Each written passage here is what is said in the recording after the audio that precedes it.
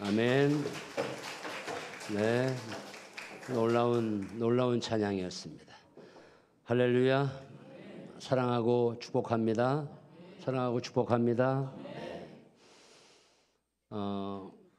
지난 주일에는 성령 강림 후에 초대교회가 어떻게 부흥해 가는지 말씀을 통해서 함께 보았댔지요. 6월 8일은 성령 강림 주일이었고, 지난주 6월 15일은 성령 강림 후 제1주, 오늘은 성령 강림 후 제2주입니다.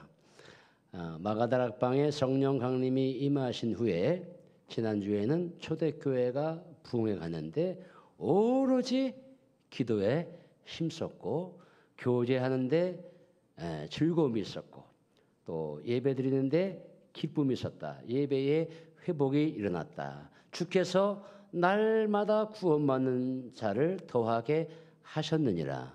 할렐루야. 지나간 주의 말씀을 곱씹어 보는 것도 참 중요해요. 지난주에 무슨 말씀을 했나 까먹고 올 수도 있어요. 근데 항상 지난주의 말씀을 한번 이렇게 더듬어 보는 게 참 중요하다 싶습니다. 노덕호 목사의 장점은 지나간 주를 항상 복습하는 게 저의 장점입니다. 초대교회가 부흥해가는 말씀을 나누었죠. 왜? 성령 강림 후에 이렇게 교회가 태동되어 부흥해 갔더라. 오늘 말씀은 사도행전 3장 1절로 10절의 말씀이죠. 아이고, 교회학교 교사님들이나 교회 20년, 30년 되신 분들, 40년 되신 분들은 이거 베드로와 요한이 안진뱅이를 일으킨 기적의 사건이구나. 앉아있는 안진뱅이를 하나님 놀라운 능력으로 일으킨 기적의 사건이구나, 치유의 사건이구나, 이렇게 생각해 볼 수도 있습니다. 아유, 뭐 목사님 설교 안 들어봐도 뻔하죠. 뭐 안진뱅이가 일어난 사건 아닙니까? 이렇게 우리가 생각할 수도 있겠지요. 그러나 여러분, 우리는 앞뒤에 말씀의 배경을 다 삭제하고 빼버리고 항상 하나의 문장만을 딱 내 것으로 따내 가지고 그 말씀이 전체인 양 자해석하는 경우도 많이 있어요. 예를 들면 빌립보서 4장 13절, 내게 능력 주시는 자 안에서 내가 모든 것을 할 수 있느니라, 이 말씀이 있어요. 사도 바울이 쓴 거예요. 내게 능력 주시는 자 안에서 내가 모든 것을 할 수 있느니라. 내게 능력을 주시니까 내가 아무것도 하지 않아도 주님이 계시니까 다 알아서 해주시겠지, 이렇게 생각을 하는 거예요. 난 노력하지 않아도 주님이 능력이신데, 주님이 능력자이신데 다 알아서 해주시겠지, 그런 말씀이 아니에요. 빌립보서 4장 13절에 이러한 내게 능력 주시면서 내가 모든 것을 할 수 있느니라, 이 말씀도요, 바울이 그런 거예요. 나는 가난했다. 나는 가난할 적이 있었다. 그러나 주님의 능력 때문에 나는 비록 가난하지만 자족하는 비결을 배웠다. 나는 비록 아무것도 갖고 있지 않았지만 주님이 능력 주셔서 나는 비록 가난해서 부한 것으로 바뀌어진 건 아니지만 여전히 가난하지만 주님의 능력 때문에 나는 여전히 자족하는 삶을 살고 있다. 나는 많은 것을 가진 부한 사람이지만 그러나 주님의 능력 때문에 나는 그 부한 것 때문에 교만하지 않고 겸손함을 배웠다. 그러므로 내게 능력 주시는 자에서 내가 모든 것을 할 수 있다. 가난해도 내가 부한 마음을 가질 수 있고, 또 부해도 내가 겸손한 마음을 가질 수 있고, 항상 일체의 자족함을 배웠다. 이 말씀을 던져주고 있는 거예요. 근데 하나만 딱 떼가지고 내게 능력 주시는 자에서 내가 모든 것을 할 수 있다 그러니 나는 아무것도 하지 않고 그냥 하나님이 알아서 해주시겠지. 시험을 치게 되니 하나님 합격하게 해 도와주세요. 그러나 공부를 해야 합격하지요. 공부하지 않는데 어떻게 합격합니까? 그래도 공부를 열심히 해야 합격하는 거예요. 우리 식당 잘 되게 도와주세요. 맛있어야 장사가 잘 되지요. 맛이 없어봐요. 사람들이 붐비지가 않습니다. 저 관평동 제가 부임해 와가지고 이렇게 쭉 다니는데 항상 그래요. 다니면서 저 집은 왜 이렇게 파리가 날려? 저 집은 왜 이렇게 장사가 안 돼? 가슴이 아파요. 가슴이 아파. 내 식당도 아닌데 내가 괜히 가슴이 아파. 장사가 안 되면. 근데 어떤 집은 장사가 너무너무 잘 돼요. 맛있으니까 장사가 된다라고 전 생각을 해요. 근데 너무 장사가 안 돼요. 그러면 내 집도 아닌데 내가 괜히 가슴이 아파요. 다 그래요. 맛있어야 장사가 잘 되는 거지요. 기도도 내게 능력 주신 자에서 내가 모든 것을 할 수 있느냐. 여기에도 내가 뭔가 그래도 열심히 노력은 해야 되겠지요. 앞뒤 문장을 다 빼고 하나의 문장만 갖고 우리가 말씀을 보면 안 된다는 거예요. 안진뱅이가 일어난 사건 치유의 사건이구나 이렇게 생각하지 마시고 오늘 주시는 말씀에 어떠한 교훈이 있고 어떠한 묵상거리가 있나를 우리가 한번 면밀히 살펴보자라고 하는 것입니다. 안진뱅이가 일어나서 많은 목사님들이 많은 성경의 말씀 가운데 이러한 본문의 말씀 보면 우리 목사님들도 왜소해집니다. 나는 왜 그러지 못할까? 나는 왜 손만 대면 병자가 그 자리에서 탁탁 나고 말이죠. 치유의 사건이 일어나고 회복되는 사건이 일어나야 되는데 나는 왜 그러지 못할까? 너도 그 목사도 32년 넘게 목사로서 이렇게 삶을 살고 있지만 내가 그 구주교회 와서 설교만 했다 하면 그 다음 주에 3,000명이 몰려오는 놀라운 역사가 있다면 얼마나 좋겠어요. 아멘하는 사람이 딱 한 사람 있네요. 제가 그렇게 되기를 바라십니까? 아멘 하시면 누가 좋아요? 제가 좋아요? 여러분들이 좋아요? 여러분들이 좋지요. 여러분 손만 대면 기적이 일어나는데 여러분들이 좋지요. 제가 좋은 건 아니잖아요. 아무튼 그래요. 오늘 말씀이 꼭 기적에 관한 말씀이라고 보는 건 아니지만 그래도 제가 이렇게 선포합니다. 선포하기를 원합니다. 여러분 이 시간 여러분들의 아픈 부위에 손을 한번 대십시오. 여러분의 아픈 부위, 몸이 불편한 부분에 손을 한번 대십시오. 내 능력으로 제가 지금 명하는 것이 아닙니다. 내가 나사렛 예수의 이름으로 명하노니 병마야 물러갈지어다. 병마야 떠나갈지어다. 악하고 더러운 질병아 내 몸에서 떠나갈지어다. 제 능력으로 하는 게 아니라 그랬어요. 예수의 이름으로 명하노니 악하고 더러운 병마야 환부야 통증아 떠나갈지어다. 마음의 상처도 떠나갈지어다. 육신의 약한 몸만이 아니라 마음의 상처 짓눌린 쓴뿌리도 떠나가야 돼요. 항상 쓴뿌리를 안고 있어가지고 저 목사님이 어떻게 설교를 하나 째려보시고 지금부터 째려보는 분이 딱 한 분 계세요. 여러분 1절 말씀을 읽겠습니다. 1절 말씀. 1절 말씀을 함께 읽어요. 함께 시작. 기도 시간에 베드로와 요한이 기도하러 성전에 올라갈새. 베드로와 요한이 성전에 올라갔습니다. 왜 올라간 거예요? 기도하러 올라간 거예요. 기도하러 올라갔어요. 제9시라고 하는 것은 유대인의 시간으로 제9시는 우리나라의 시간으로 오후 3시입니다. 유대인은 하루에 딱 3번을 기도했어요. 오전 9시, 정오 12시, 오후 3시. 오후 3시는 그 유대 나라의 시간으로 제9시라고 얘기를 해요. 다니엘도 하루에 3번씩 그래서 기도를 한 거예요. 유대인들은 하루에 항상 이렇게 하루에 3번씩 정기적으로 기도를 했다는 거예요. 성령 충만한 베드로 역시 이렇게 기도가 습관이 되어서 성전에 올라갔어요. 뭐하러? 기도하러 올라간 거예요. 사랑하는 성도 여러분, 이렇게 여러분들도 정기적으로 나만의 기도 시간을 정해서 꼭 기도하시기를 축원합니다. 기도하시기를 축원합니다. 그 기도의 장소가 교회이든 집이든 직장이든 항상 정해진 시간에 꼬박꼬박 하나님께 기도를 해야 하는 거지. 그래야 그런 사람을 가리켜서 어떤 사람이라 하나님의 사람이라 경건의 사람이라 이렇게 이야기를 하는 거예요. 목요일날 중보기도의 시간을 오후 2시부터 오후 9시까지 만들어 놓았더니 저는 한 분도 안 올 줄 알았어요. 한 분도 안 오면 어떡하지?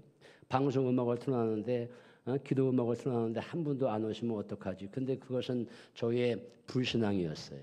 그래도 이렇게 두런두런 한두 분들이 와서 조용히 와서 교회 와서 기도하고 가시는 분들이 계셨어요. 참 아름다운 모습입니다.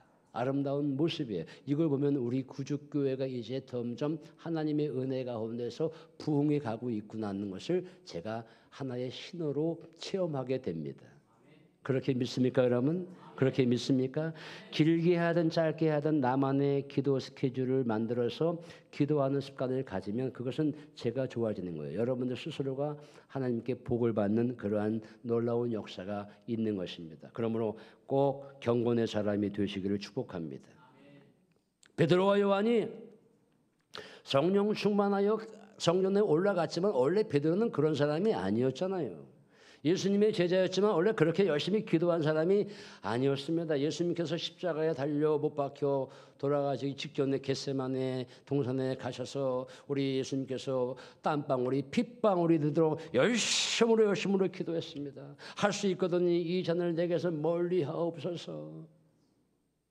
너희들은 여기서 나와 같이 내가 기도하고 올 동안 너희들도 여기서 기도를 좀 하고 있거라. 이렇게 예수님께서 부탁을 했는데 예수님께서 기도하고 딱 오니까 제자들이 베드로를 중심으로 한 제자들이 뭘 했습니까? 그냥 쿨쿨 잠을 자게 됐지요. 마태복음 26장 40절 말씀 보니까 너희가 나와 함께 한 시간도 이렇게 깨어 있을 수 없더냐 꾸짖으셨어요. 그런 베드로였어요.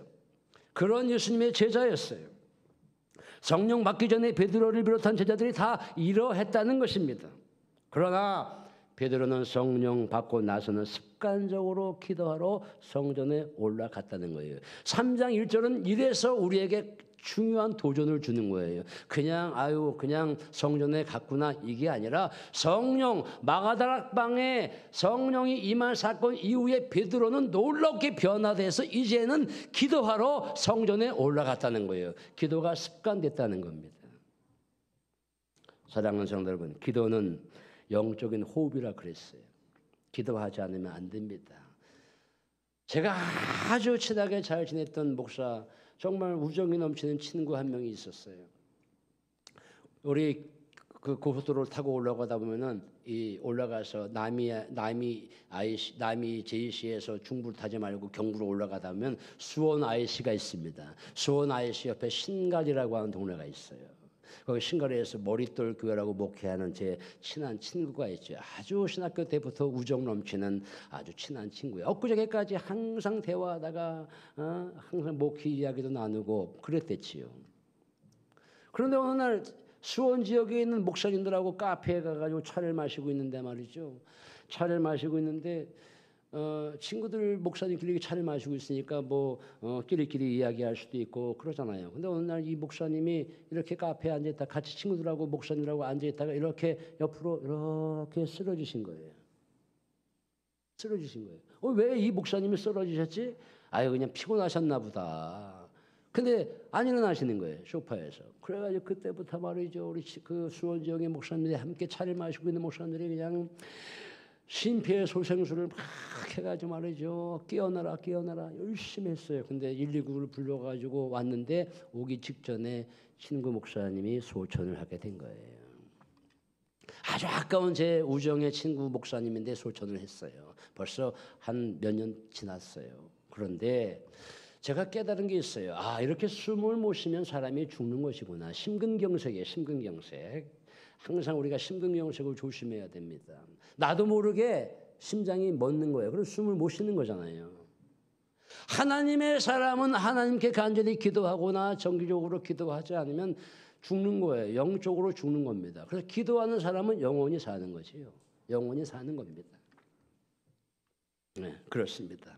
오늘 본문의 말씀 보니까 베드로가 성전에 올라갈 때 거기에 누가 있었다고 그럽니까? 2절 말씀 보니까 나면서부터 걷지를 못하는 사람이에요. 그는 성전을 들어가는 사람들에게 구걸하기 위하여 날마다 미문에 앉아있는 사람이더라. 이 사람은 절망적인 인생을 살고 있는 거예요. 왜? 나면서부터 걷지를 못하니까, 나면서부터 일어나지를 못하니까 그냥 인생을 포기한 사람이죠. 누가 사람들이 메어다가 그 성전 미문에 놓아둔 거예요. 그에게는 성전 안에서 일어나는 예배하는 일, 찬송하는 일, 기도하는 일 전혀 관심이 없어요.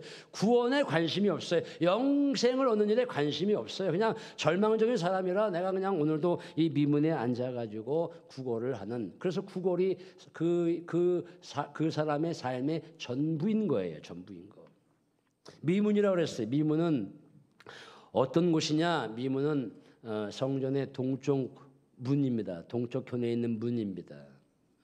그러니까 이스라엘의 성전 구조는 한 통으로 되는 것이 아니라 처음에는 이방인들이 모여있는 이방인의 뜰이 있어요. 이방인의 뜰을 지나고 들어가면 거기 여인의 뜰입니다. 여인의 뜰을 지나가면 이스라엘의 뜰입니다. 이스라엘의 뜰을 지나가면 성전이 있고 성소가 있어요, 마지막에. 근데 이 이방인의 뜰에서 여인의 뜰로 들어가는 그 문이 미문이라고 하는 거예요. 미문. 로마 제국 시대의 제1세기에 유대인의 정치가의 역사가인 요세푸스는 이런 말을 했어요.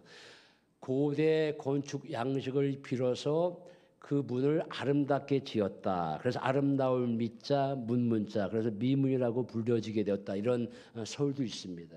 아무튼 안진뱅이는 항상 그 미문에 사람들이 메어다가 두면 거기서 그냥 구걸하는 그런 인생을 살고 있는 것이요. 그 사람이 성전 안에서 일어나는 모든 예배나 구원, 영생에 관한 관심이 전혀 없지요. 근데 구걸이 인생의 전부인 거예요. 저도 서울 강남 서초구의 한 교회에서 풀타임 전도사를 한 적이 있어요.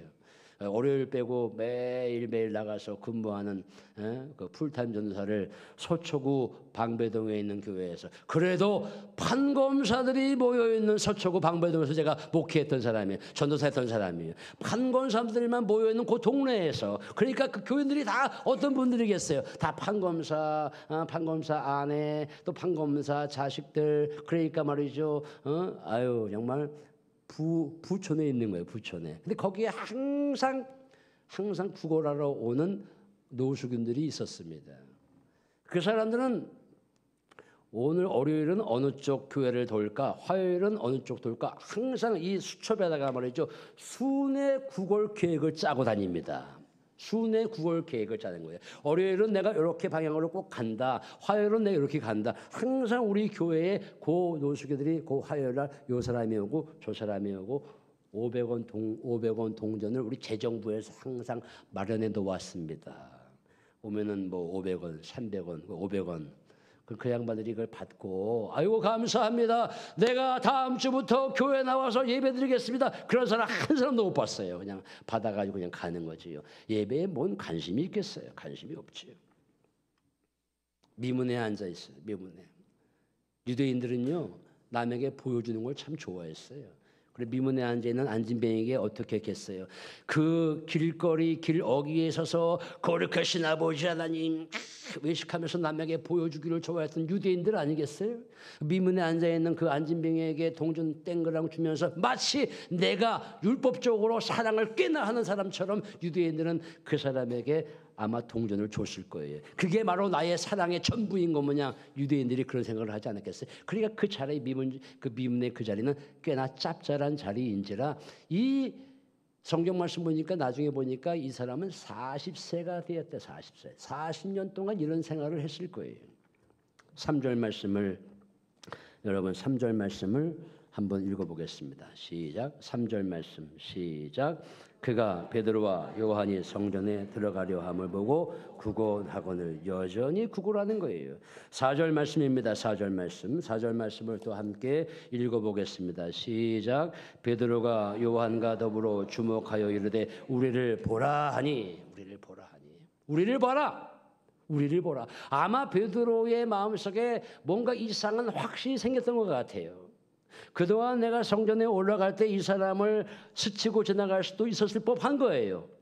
왜? 이 안진뱅이는 계속 매일 날마다 사람들이 메어다가 그 자리에 났으니까. 베드로와 요한도 정기적으로 기도하러 들어갔지만 그날만큼은 베드로의 마음에 아마 확신이 찼던 것 같아요. 우리를 주목하여 보라. 6절 말씀. 은과 금은 내게 없거니와 내게 있는 이것을 너희에게 주노니 곧 나사렛 예수 그리스도의 이름으로 일어나 걸으라. 내게는 은과 금은 없지만 그러나 가지고 있는 이것이 있다. 그 가지고 있는 이것이 뭐냐? 바로 예수님의 이름이다. 예수님의 능력이다. 여러분, 베드로가 원래 이런 사람이었습니까? 이런 사람이 아니었잖아요. 갈릴리 오천에서 예수님이 오셔가지고 너를 사람 낚는 어부가 되게 하리라. 그때만 해도 베드로는 베드로가 아니라 시몬이었습니다. 시몬아, 내가 너를 사람 낚는 어부로 만들어 줄 거다. 시몬이 뭐야? 흔해 빠진 이름이에요. 시몬은 흔들리는 갈대라는 뜻을 가지고 있는 거예요. 야, 넌 더 이상 이제 시몬이 아니야. 너는 이제 내가 너의 이름을 베드로라 칭할 거야. 베드로는 뭐예요? 괴바, 아람어로 괴바, 다시 말하면 바위, 반석입니다. 너는 이제 흔들리는 갈대가 아니라 굳건한 믿음을 가진 반석, 베드로라는 이름을 내가 너에게 줄 거야. 내 속에 보니까 흔들리지 않는 믿음의 씨앗, 굳건한 씨앗이 있어. 아마 예수님은 베드로의 가슴 속에, 마음 속에 있는 굳건한 씨앗을 본 것 같아요.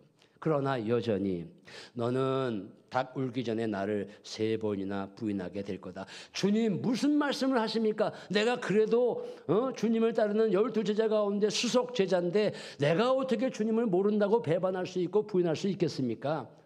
아니야, 넌 나 부인할 거야. 아닙니다, 절대로 부인하지 않겠습니다. 그러나 빌라도 뜰에서 베드로는 예수님을 모른다고 3번이나 부인했습니다. 마침 닭이 울었습니다. 베드로는 나가서 통곡하며 울었습니다. 내가 주님을 절대로 부인하지 않겠다고 했는데 역시 나는 연약한 인간이야. 나는 나약한 인간이야. 그것 때문에 베드로는 늘 가슴에 상처를 안고 산 사람이에요. 나는 부인하지 않겠다고 했는데 나는 예수님을 3번이나 부인했어. 나는 역시 연약한 인간에 지나지 않아. 예수님 부활했지만 갈릴리 바다에 다시 내려가서 낙심한 채 고기를 잡고 있었어요.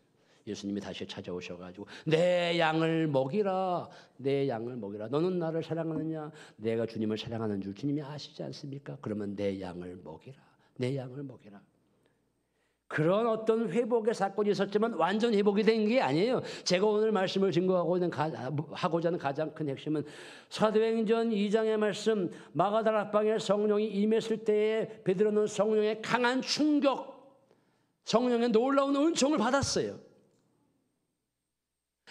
갈릴리 바닷가에 다시 갔을 때 예수님이 찾아오셔가지고 용기의 회복은 주셨지만 가장 결정적으로 베드로가 변화된 것은 마가다락방에 오순절 성령이 임했을 때 강하고 급한 바람이 임하고 사람들이 방언을 하고 이래서 베드로가 변화가 된 것입니다. 변화가 된 거예요. 그러니까 베드로가 먼저 어떤 사람이에요? 낭망의 굴레로부터 일어난 경험을 먼저 하게 된 거지요. 오른손을 잡았어요. 일어나시오. 안진뱅이 오른손을 잡았어요. 일어나시오. 예수님이 일어나라고 합니다. 일어나시오. 나도 과거에 연약한 인간이었는데 성령 받고 나서 내가 그동안은 은과 금이라고 하는 세상적인 힘을 가지고 살았지만 이제 그게 아닙니다. 나는 예수님의 이름을 가지고 예수님의 능력을 가지고 산 사람입니다. 그러니 예수님께서 일어나라고 하시니 일어나시오. 내게 은과 금은 없지만 예수의 이름으로 명하노니 일어나라. 결국은 일어나게 되었다는 거예요. 여러분, 오늘 이 말씀 통해서 무엇을 깨닫습니까? 저는 이 말씀을 반드시 증거하고 설교단장에서 내려가려고 그래요. 베드로가 먼저 낙심한 상황에서 성령 은혜 받아가지고 일어난 경험을 먼저 체험했잖아요. 내가 하나님을 만난 경험과 체험이 없으면 남에게 그 체험을 간증할 수가 없지요.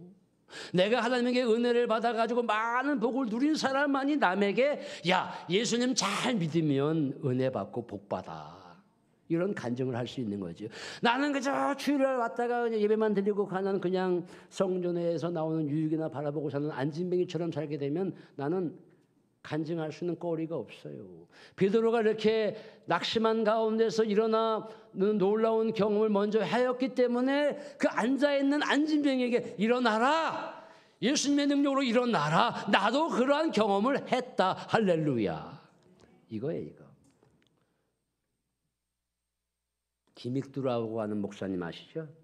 평양신학교를 나오셔가지고 일제강점기에 신유의 은사를 받으셔가지고 많은 사람들이 죽어가는 영혼들을 깨우친 김익두 목사님.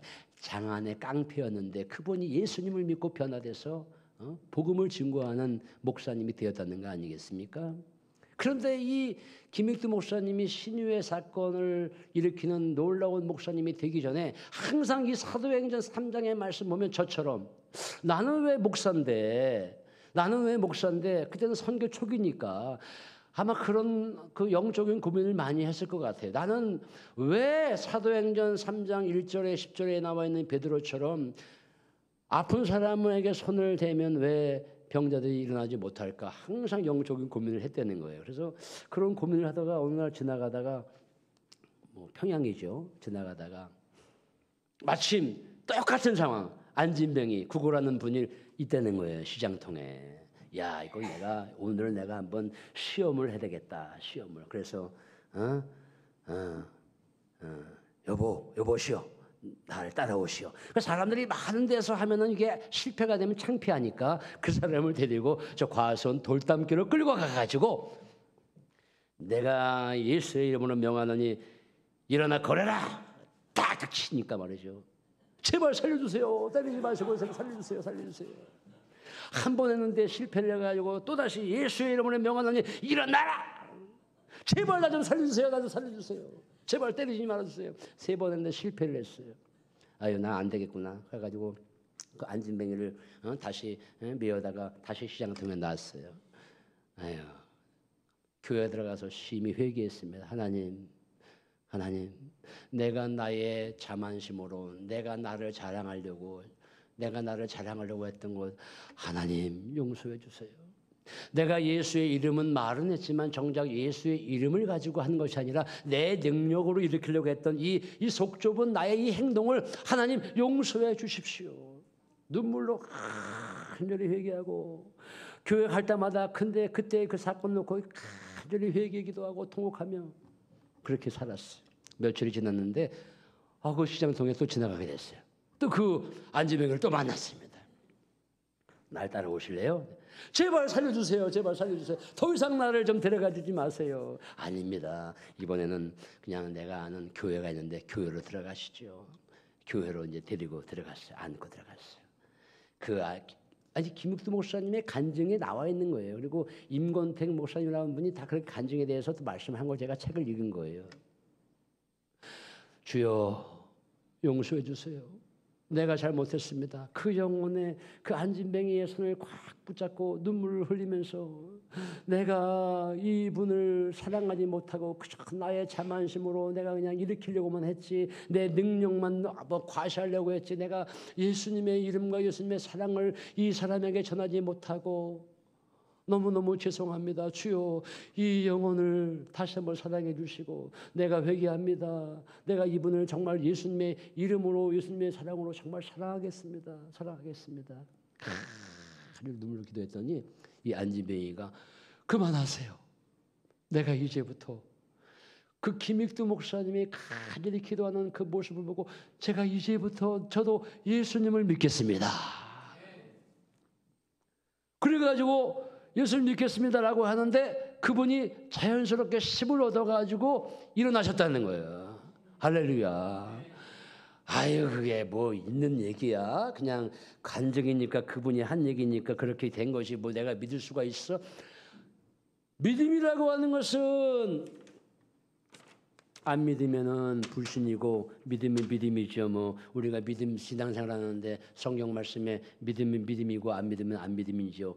태초에 하나님이 천지를 창조하시니라 이 말씀을 믿으면 믿음 있는 자고 태초에 하나님이 뭔 천지를 창조하셨어 믿지 않으면 불신자지요. 뭐 김익두 목사님이 그렇게 신유의 사건을 행함으로 말미암아 그 다음부터 계속 치유의 능력을 행하시는 목사가 됐다라고 하는 말씀이에요.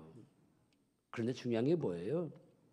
예수님의 이름, 예수님의 사랑 그걸 내가 품고 내 능력이 아니라 예수님의 사랑, 예수님의 능력을 품고 하니 하나님께서 놀라운 사랑의 기적을 행하셨더라.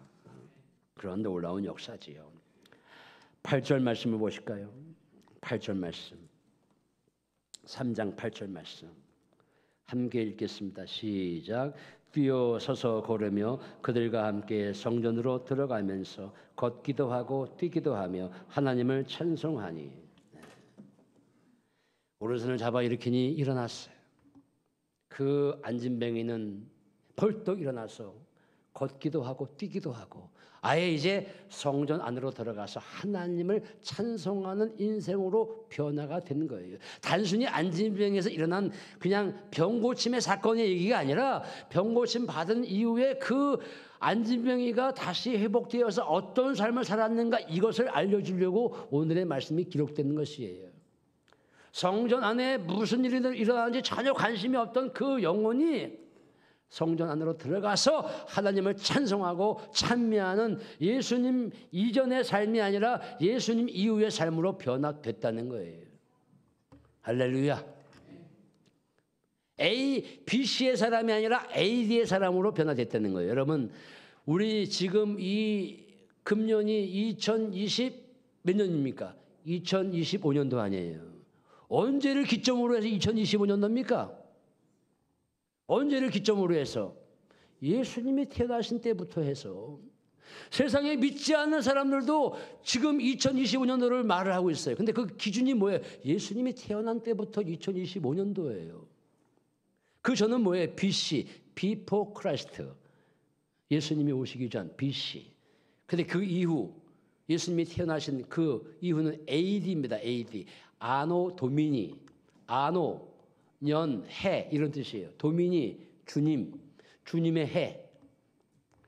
모든 인생은 BC의 인생에서 AD의 인생으로 살아야 할 줄로 믿습니다. 이 안진뱅이는 BC의 인생이 아니라 이제는 BC의 인생이 아니라 AD의 인생으로 살게 된 거예요. 가장 중요한 것은 오늘 누가가 이야기하고자 하는 마지막 클라이막스는 9절과 10절의 말씀에 나와 있습니다. 9절과 10절의 말씀 함께 읽습니다. 시작. 모든 백성이 그 걷는 것과 하나님을 찬송함을 보고 그가 본래 성전 미문에 앉아 구걸하던 사람인 줄 알고 그에게 일어난 일로 인하여 심히 놀랍게 여기며 놀라니라. 네, 12시 1분이지만 너무 중요한 말씀이라서 한 구절의 한 번의 말씀을 제가 이야기하려고 그래요. 여기에 심히 놀랐다라고 하는 것은 성전 안에 있는 사람이나 성전 밖에 있는 사람이나 다 놀란 거예요. 네, 놀랐구나. 그렇게 보시면 안 돼요. 유대인들은 모세 율법에는 사로잡혀 있었어요. 그러나 예수님을 믿는 것과는 별개의 삶을 살았어요.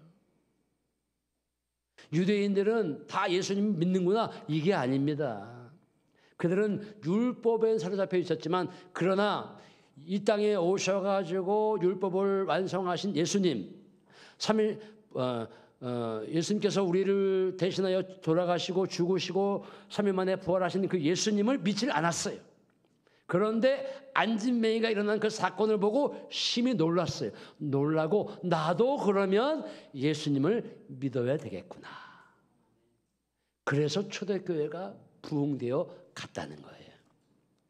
사도행전 2장의 마가다락방의 놀라운 역사가 이렇게 초대교회를 부흥시켜 나가고 그리고 이렇게 안진뱅이에 일어나는 놀라운 기적 사건이 있었으니 그래서 그 이후로부터 초대교회가 점점 불씨가 당겨지면서 부흥에 갔다는 놀라운 은혜의 말씀인 것입니다.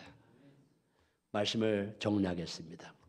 연약한 베드로가 먼저 성령 충만하여 은혜를 받았기 때문에 일어나시오, 일어나시오, 예수의 이름으로 일어나시오라고 강력하게 확신에 차서 선포할 수 있었던 것입니다.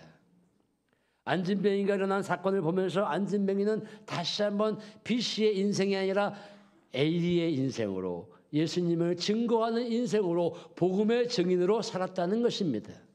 수많은 백성이 이를 보고 놀라서 나도 예수님을 믿어야 되겠다. 그래서 초대교회가 번져 갔다는 것입니다. 사랑하는 구주교회 성도 여러분, 우리 모두 성령의 충만함을 받아 초대교회처럼 변화되고 회복되는 역사가 있기를 주님의 이름으로 축원을 드립니다. 우리 모두 그렇게 되어주시기를 주님의 이름으로 축원을 드립니다. 기도하겠습니다. 하나님은 우리 모두가 성령